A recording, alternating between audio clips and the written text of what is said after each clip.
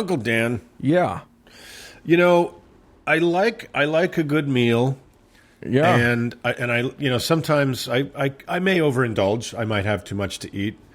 But Sure. There's a certain meal that's famous for leaving you a little unsatisfied just a couple hours later. You know what I'm talking about? Well, I do, but Kale salad. That leaves me unsatisfied in the moment of. So. Indeed, it does. I think I can speak to this. Yeah? Well, as I considered what I would spend my time on this week, I won't lie. I was having a bit of a tough time wrestling away the darkness that's going on in the world these days. So I don't know what you're talking about. Exactly. I had a bit to drink, and I ordered up some Chinese food because there's nothing that will make you feel better the next day than a hangover combined with indigestion. And what a world in peril really needs is high-sodium slop, probably prepared by an underpaid immigrant, served in planet-killing polystyrene boxes, all wrapped up in low-density, non-recyclable polyethylene bag. Okay, we're getting you a prescription for something. You need something. We'll get you a Well, as I don't know. I sat there contemplating just how much I am not helping. The subject for today was literally staring me in the face. No matter where in this great nation you order your Chinese food, whether it's a bargain basement Chinese buffet in a strip mall near you, or lousy Schwan in Chicago, your meal will always end with the cracking open of a small cookie in the hopes that the little slip of paper inside might contain a secret for your success, or at least the winning lotto numbers. That's right. Today I want to talk about fortune cookies. Woo-hoo. Yes. So fortune cookies are one of those very strange but ubiquitous pieces of woo, like the Daily Horoscope or Zen Office Fountains or Marianne Williamson. Nobody knows where they come from. They seem basically harmless, but their absence would be noticed. The modern iteration consists of a nearly ephemeral confection containing a slip of paper with a vague message or prophecy, a Chinese phrase with translation, and a list of supposedly lucky numbers, individually wrapped in even more of the aforementioned shitty plastic. Yeah. So their origins are not 100% known, but one thing is for sure, they are not Chinese. Most likely they are an Americanized version of a similar cookie that from Japan that was first made by immigrants on the West Coast in the 20th century. And the West Coast of the U.S. Yes, pardon me, the West Coast of the U.S. And then for reasons we'll discuss, they made an unlikely cultural transition to end up being associated with Chinese food, but definitely not Chinese food in China. Right. These are not served in China. So please don't be that tourist that goes to China and then asks for them everywhere you go. Exactly. And just, why don't they serve those here? How do Chinese people know their fortunes then? When they go out and get what they probably just call food. Right. Exactly. That would be that's a subject for another episode. I guess I could have not said Chinese food in China and just said food in China. Yes. So there are three main claimants to the origins of the cookie. I'm going to murder these. Mukatu Hagiwara claims to have invented them in the late 1890s or early 1900s in San Francisco, while David Jung claims he invented the cookie in Los Angeles in 1918, and Saiichi Kito claims to have invented them sometime between 1903 and 1920. While it seems unimportant to us who first came up with the idea for a basically disposable foodstuff, the organizations these three men founded, Golden Gate Park's Japanese Tea Garden, the Hong Kong Noodle Company, and Fugetsu Do, respectively, are still around today, as is the rivalry. Wow. Really? Unfortunately, yeah. If you're expecting the rivalry to manifest itself like the opening scene from Big Trouble in Little China, I'm afraid you're going to be disappointed. Damn it. With the invention of automation and the inability to copyright food, sorry, Cincinnati, the production of modern fortune cookies has moved to several massive manufacturers. You don't have to copyright it if it's so bad nobody else wants to copy it. I think you guys need to explain what that's about. You can't just leave that hanging there. Did we ever talk about this on air? I don't know. I don't think so. About the we spaghetti with did. chili on it? All right, Cincinnati listeners, we're going to take a giant steaming shit on your town right now. But when we were in Cincinnati for the Atheist Convention, 4 months ago? Yeah. Whatever. Back in May or whatever. When we asked people what we should do while we're in town, universally they said, what's it called? Well, there are two competing restaurants chains. Yeah. There's Lone Star and there's Cityscape or something like the that. other one. Yeah. Oh my God, we're going to get so many fucking emails about this. And, like, New York has pizza, San Francisco has I don't know what, Cincinnati has very badly cooked spaghetti with pretty bland chili and mild cheddar cheese all over it. And mounds of shredded cheddar cheese. Yeah. And that's their thing. Yeah. And I'm sorry, Cincinnati, It's fucking dreadful. Here's what's funny, and I mentioned this to you a while back. It's not good. However, I found myself craving it for about a week afterwards. I don't know why. I had to actually get spaghetti at a restaurant that I would never have bought spaghetti just because I needed to I don't know why. The craving just kept coming. Look, if I was cross-eyed drunk at 3 a.m. and I managed to produce that dish, I would be very proud of myself. As a town, Cincinnati, you should not be proud. All right. Back to the story. But by the way, if you ask anyone in Cincinnati, they will have very strong feelings about which shitty chili spaghetti is. We love the you, good, Cincinnati. The good one. It was a great city. It was a great city to hang wrong. out in, but that shit is just unforgivable. Maybe we went to the wrong one.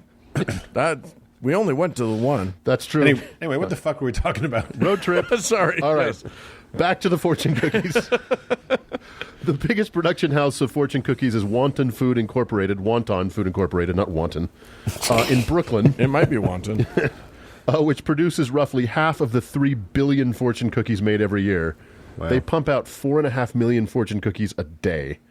Wait, a day? A day. Wow. 4.5 million. Wow. Most manufacturers... Somebody's got to type up all those little pieces of paper. That's We'll crazy. talk about it. Exactly. Most manufacturers, including Wonton, will produce customized fortune cookies with whatever message you want for approximately 40 cents per cookie for an order of 100 or 15 cents per cookie for an order of 10,000 or more. Wow. Patreon goal. Yeah, exactly. Now, around 1940, the Japanese market for these cookies took a bit of a nosedive when 100,000 or so would-be customers were shipped off to concentration camps in the Southwest in what would be the last time that would ever happen in American history. Ouch. Remember how you said that you were going to avoid all of the heavy stuff that's happening? I never said that. Oh, okay. I said I tried. God damn it. This is the best he can do. This is it. As happy as I'm going to get. So it was Americans who spent the last 100 years torturing the Chinese to build the railroads tossed them a literal and figurative cookie while they were distracted imprisoning the Japanese. It's a tale as old as time. So the recipes do not vary very much. They're all basically made of flour, sugar, vanilla, and sesame oil. They are of essentially negative nutritional value.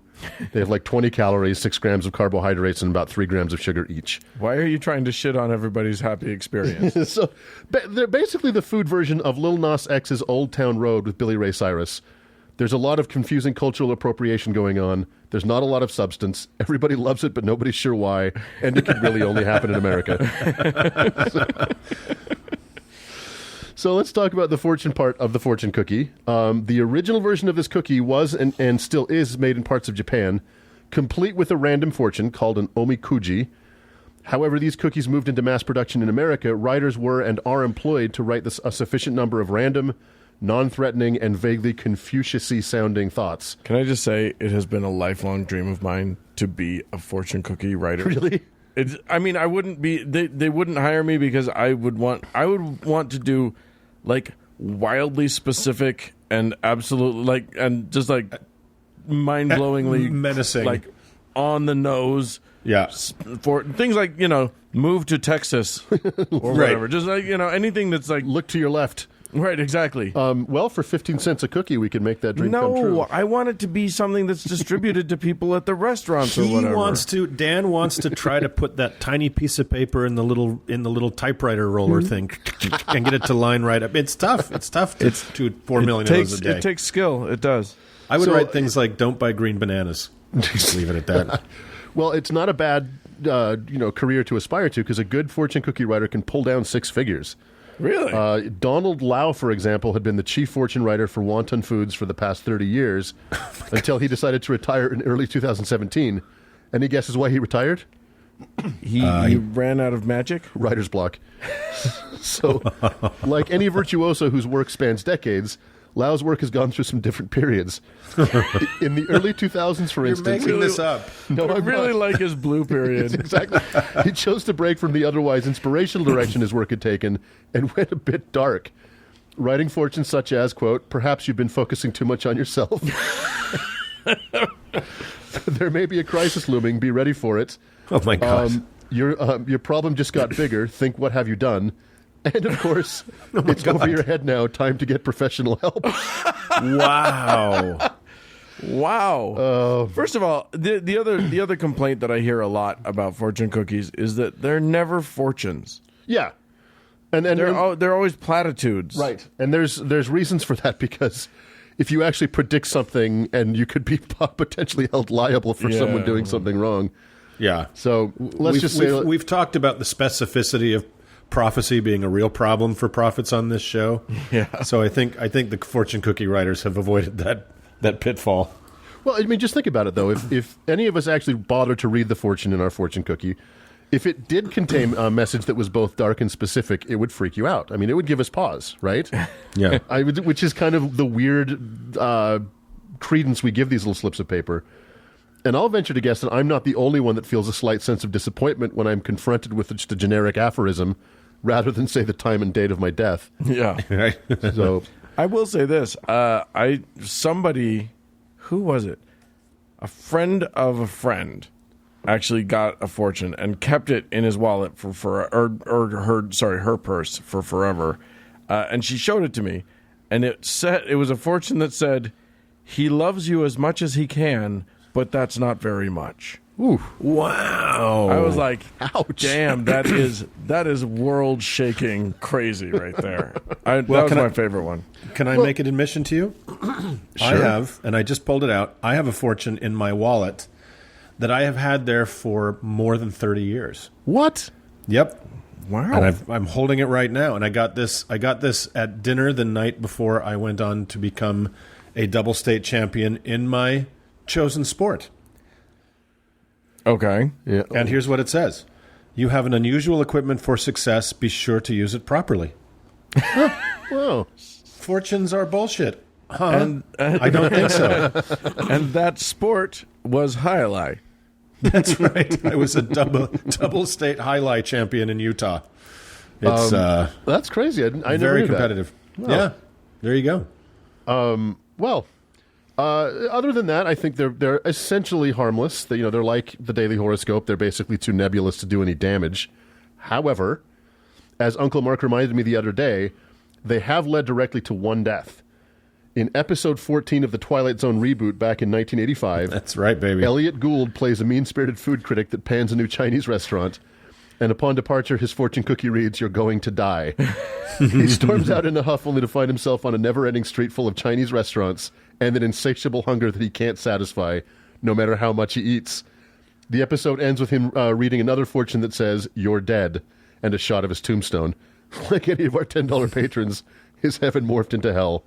So that's... Yeah. I'll leave you with the closing words of that episode, and I won't do a Rod Serling impersonation because I can't. Check, please, for Mr. Harry Folger, for whom the phrase dim sum is not merely a description, but a damnation. A man who finds himself sitting down to a single never-ending course of just desserts, prepared for him in the kitchens of the Twilight Zone. Wow. So they're not Nice. totally harmless. Nice. Not if you're in a show, apparently. This is a cautionary tale about not being Elliot Gould, Yeah. right? Which most of us can avoid if we try hard enough. If we try hard enough. So Yeah, I tried very hard to find something today that didn't matter, and I think I succeeded. Yeah? Yay! Well, Well I love done. it, and happy retirement to Mr. Lau. I'm a big fan of his work. Do any of you have like superstitions about how you had to do it in order for the fortune to come true? No. I've I had did. people. Yeah, I did. I've had people tell me like you have to eat the whole cookie, Oh, yeah. or you have to eat the cookie before you read it, or Right. like there's any number of different variants. I had on to eat. that. I had to eat half before and then half after. Was my Oh, interesting. thing. Yeah. I had to eat the whole cookie and the fortune without reading it in order for it to come true. in the plastic. Which has some caveats. It's Yeah. tricky. I don't know. I can't tell if it actually works, but And- I definitely and You can't tell that it doesn't. Continue In the to this day. spring, when we found it out in the backyard, all that was kind of left was the plastic wrapper and the crushed up thing. You know what I'm talking about? Yeah. No dog owners. Okay, great. Let's move on.